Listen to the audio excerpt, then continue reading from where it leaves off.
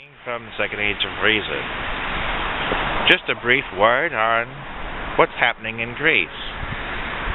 Well, Greece had a Syriza party, which is basically a leftish party, and they were going on the anti-austerity platform.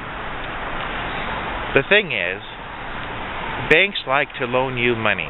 If you have a good credit rating, if you have assets, you have collateral, banks like you, and they'll loan you money. In exchange, they want control. And so it has been in a lot of the European countries, Greece in particular. They have said, you will have these austerity measures to save money and recover your country. However, they usually have the opposite effect. So, the new Syriza leader, I think his name is Mr. Tsipras, has said, well, we're just going to drop all this and forget the debt. We're not going to borrow any more money. And you know what? The bankers went wild. There was a whole lot of fighting words and cruel words and threatening words from the banks, because it would essentially de-intermediate the banks from running the countries. Getting independent, well, that's a whole nother story. So I wish Greece well. They've had to negotiate a 4-month layover, so they're going to still be doing some of their austerity measures. They have 4 months to work out their solution. 4 months. They're going to probably have to drop the euro.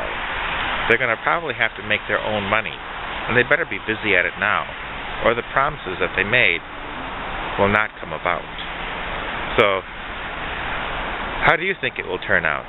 I think if Greece is smart, they'll publish their own money, they'll be careful about it, and they should also, instead of continuing austerity measures, they should maybe do austerity to the military side, which I know they've probably been spending more than they ought to, because NATO put certain requirements on nations to be members about how much GDP must be incorporated into military spending.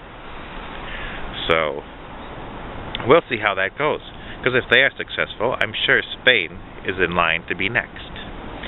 So until later, we'll be seeing you.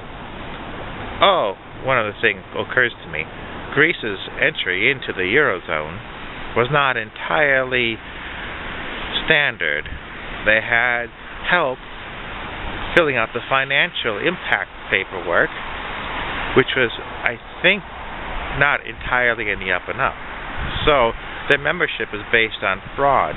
So are their obligations, therefore, null and void because they were obtained fraudulently?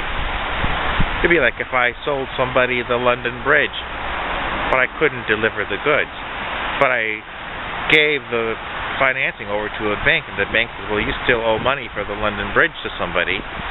Are they still obligated to pay for the London Bridge, even though they're not going to get it?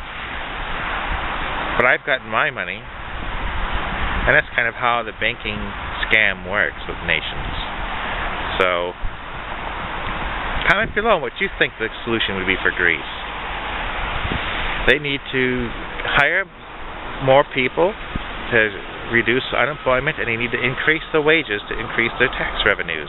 And they need to get rid of the euro as money and the banks so that they can be independent of banker control. That's my opinion.